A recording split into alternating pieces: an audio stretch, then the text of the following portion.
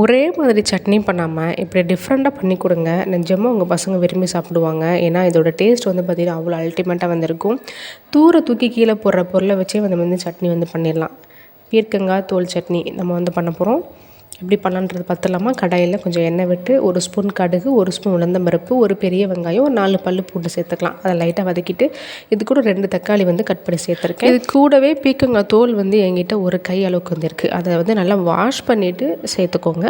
கூட காரத்துக்கு ஏற்ப மிளகா வத்தல், அப்படி இல்லைன்னா மிளகா கூட சேர்த்துக்கலாம். இப்போ எல்லாத்தையும் சேர்த்து அந்த தோல் வந்து நல்லா சுருண்டு வந்து நல்லா வதங்கி வரணும் பாருங்கள். இந்த மாதிரி வந்ததுக்கப்புறமா நல்லா கம்ப்ளீட்டாக ஆற வச்சுக்கலாம். இதுக்கு தேங்காய் எதுவுமே சேர்க்க தேவையில்லை.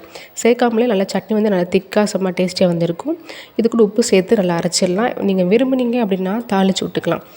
இட்லி, தோசை, நீங்கள் வந்து ரைஸ்க்கு கூட யூஸ் பண்ணிக்கலாம். செம்ம சூப்பராக இருக்கும். சூடான ரைஸில் இது 1 ஸ்பூன் போட்டு நல்லா எண்ணெய் விட்டு சாப்பிட்டு பாருங்கள். அல்டிமேட்டாக இருக்கும்.